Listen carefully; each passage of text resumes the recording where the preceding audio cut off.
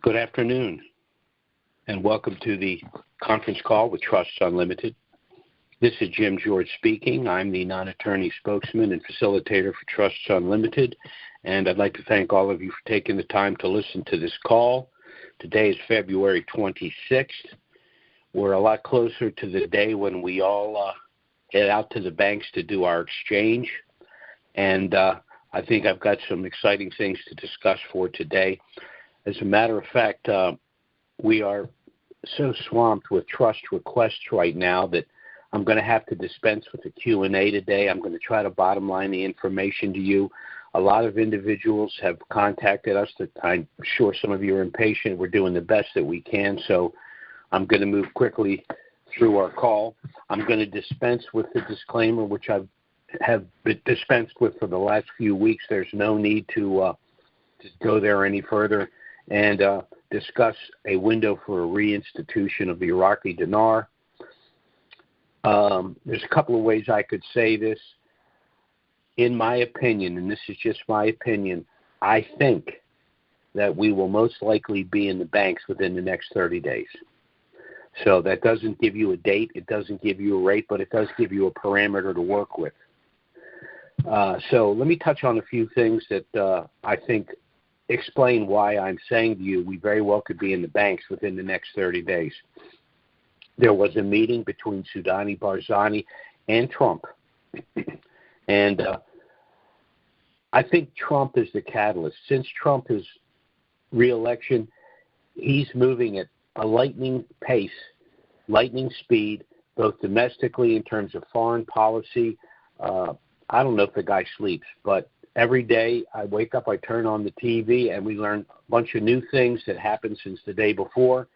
And when I contrast that with the last 4 years with Biden, there's just no comparison. So the fact that Trump is meeting with Barzani and Soudani is telling.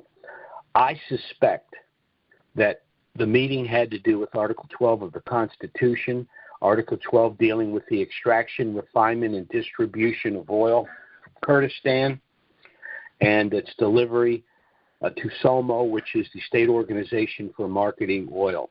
Now, this is important because the sale of the oil still remains one of the major sources of revenue for the country. There are, of course, a lot of other things that will be generating revenue, but oil is still very critical for a number of reasons. We've discussed that. But I think we've been operating with an exchange rate, or at least the country of Iraq and its other partner nations have been operating with an undisclosed exchange rate probably for a year. The reason I say this is, what have they done in the last year? They have developed a lot of contracts with other nations for the rebuilding of their infrastructure. They've engaged with currency swaps with other nations. And now we see the movement with regard to the oil, which is not being sold with the U.S. dollar, but with the IQD. So, in my opinion, they're all operating with an exchange rate. Well, what is that exchange rate? I'll give you some parameters in my opinion. The floor for a new exchange rate has to be 322. That was the value of the dinar when it went into a program rate, 20 years ago? But at that time, the country was in absolute shambles. So add to that 20 years of inflation and the rebuilding of the nation, 322. That's why I say, in my view, 322 is the absolute floor.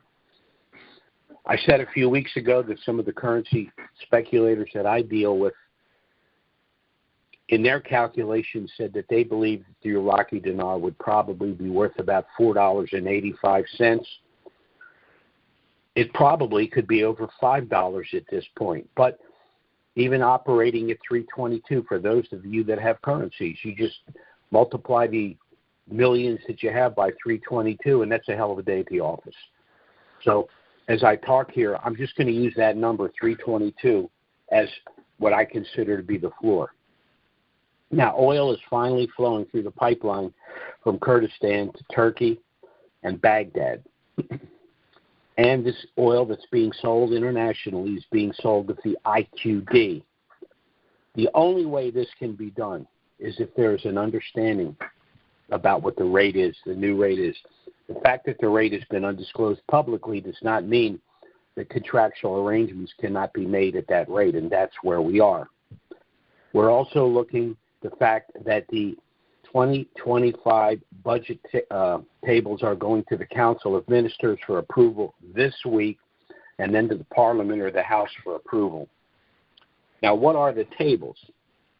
The tables for the budget, very simply put, are the projected expenses and projected revenues to the budget, which would determine whether the budget's at a surplus or at a deficit.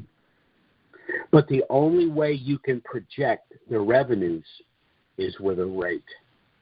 So budget tables that are going to the ministers, Council of Ministers for approval, and then to the House, to the Parliament, make no sense without a rate. Nothing they've done makes no sense without a rate. You can't contract the rebuilding of your infrastructure without a rate. You can't conduct currency swaps with other countries without a rate. You can't pass a budget without a rate. You can't fund the HCL without a rate. So the only thing missing is a public disclosure to us of what the rate is.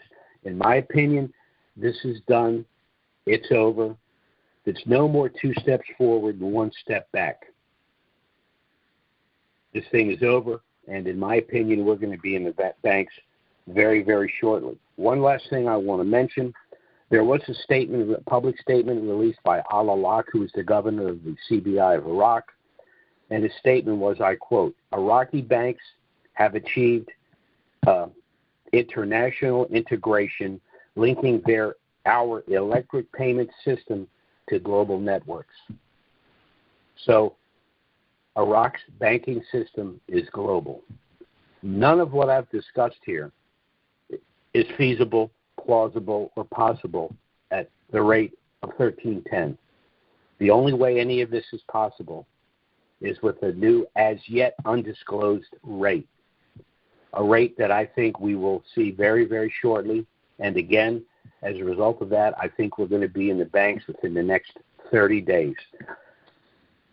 No one can really predict with supreme accuracy the future. The only thing we can do is make predictions based on the information at hand. And the information at hand tells me, and again, this is just my opinion, that we will be in the banks in the next 30 days. Now, add to that the fact that I mentioned earlier that the meeting between Barzani and Soudani involved Trump as well. And Donald Trump keeps referring to a new golden age. Donald Trump is auditing the Federal Reserve. Donald Trump is auditing our gold reserves. He's doing a lot of things which tell us that we're transitioning back to sound money, meaning no more fiat currency. For the United States or globally, we're moving back to commodity-backed currencies. That's what Basel compliance was all about. Now, we took a 4-year hiatus under the Biden administration, but Donald Trump has put the pedal to the metal, and he's getting things done with lightning speed, and he has made specific mention of cryptos. He has not made specific mention of the dinar and some of these other pre-valued currencies, but he's talked about his disdain for the artificially devalued currencies like what they've done with China, and he's talked about an equal playing field globally. Well, the only way there can be an equal playing field, meaning the currencies are accurately valued against each other, is Basel compliance, their gold reserves and other natural resources, and their ability to bring those resources to market. So for all of these reasons, I pretty much think we're done. So that means that those of you that have not taken the second step, which is to establish your trust, have to do so. There are going to be 4 kinds of people in this country. People that have cryptos and currencies and are going to enjoy a windfall shortly, and those that have not. But within that group that have cryptos and other pre-valued currencies. There's going to be those that have protected this wealth for themselves and their family and those that have not. That's where the trust package comes in. Very simply, trust is a way to protect your privacy, to protect you from litigation, to protect you from excess taxation, and to be able to transfer that wealth to your family without being destroyed by the federal estate tax. So you establish the trust, your privacy and your anonymity is protected. You will avoid IRS scrutiny because the business activities occur within the trust. You can, through this trust, give currencies to family and friends and control the post-RV proceeds, which cannot be done outside of the trust. The trust will allow your estate to bypass the cost and delay of probate and the federal estate tax, meaning that your assets will be transferred privately to your family, and 100 cents on a dollar will be delivered because there is no federal estate tax. There are also asset protection benefits both pre- and post-RV. Pre-RV, you're protected by something called the Uniform Fraudulent Transfer Act. That means if you have 10 million dinar that you purchase for $10,000, you transfer the currencies to your trust. They subsequently revalue for $100 million. Can you be sued for that amount? No.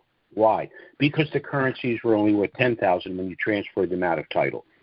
Post-RV, this is why we have a package of trust. Each individual physical asset's in a separate sub-trust. So if any asset, a car, a rental property, a boat, if any asset's ever involved in litigation, it's only that asset. Because the rest of your assets are in other sub-trusts, which under the law are separate legal entities or persons not involved in the litigation. Now, I don't care if you have 100 million dinar or 1 million dinar. The cost of this trust, given the benefits that it provides, is chump change. This trust package we've used in the past for our more affluent clients have had a cost of anywhere from $6,000 to $10,000. By mass marketing this trust to our individuals that listen to our calls, we've been able to reduce the cost of the trust to $2,500. So again, for that paltry sum, the benefits available cannot be accomplished or attained in any other way, period. LLCs can't do it. Sub-S corporations can't do it. Family limited partnerships can't do it. Even offshore assets can't do it. This trust package, and I've been in business for over 40 years, is the best package I've ever seen. I had another trust package myself. I was contacted to represent Trusts Unlimited. I said I'd consider it, but I wanted to see their trust. Not only did I agree to represent them, I transferred all my assets to this trust, and I've assigned all my currencies to this trust. So I can't give it any higher praise than that. Now, I'm not going to go to the Q&A for the simple reason that my phone's blowing up, my texts are blowing up, my email's blowing up.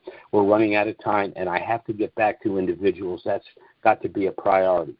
But I will give you our contact information. I strongly suggest you contact us to get our initial no-obligation package.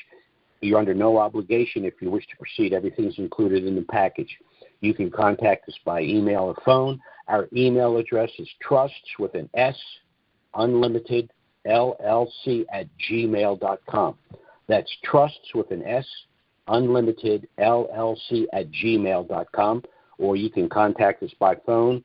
The number is 307-274-4122. That's 307-274-4122. Contact us by email or phone. We'll get our trust package out to you. Things are already doing very, very well in this country. We've made a turn here. Everything's moving in the right direction. But for those of us that have cryptos and have currencies, not only the dinar, but some of these other currencies like the dong as an example, we're in a very, very good position. But the last thing you need to do, the last piece of the puzzle, is putting in place your family asset protection trust package to ensure that no one will know what you possess, no one will be able to take what you possess, and that you'll be able to pass all of it, 100 cents on the dollar, to your family. So thanks so much for listening to the call. I apologize for it being this short. There's a lot of things I was actually going to discuss, but I just got to get back to the phones because the news in Iraq is so good that we are literally running out of time. And so I want to make sure everyone has an opportunity to get their trust in force prior to the revaluation, because once that happens, we will not be marketing the trust to anyone else. We'll merely be assisting clients with the funding of the sub-trust and all of the other work that will be done post-RV, and that's going to be a lot more fun than what's transpired thus far. But, again, we're in a very good place. Iraq has the right people in place. The United States finally has the right people in place.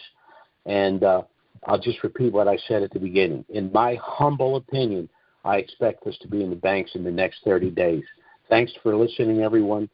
Have a great week. Certainly if something of dramatic nature happens between now and next Wednesday when our next call is scheduled, I will try to get out and email and schedule an emergency conference call. But failing that, we'll be back next Wednesday, noon Eastern, 9 a.m. Pacific. Thanks so much for listening. Have a great week, everyone. God bless.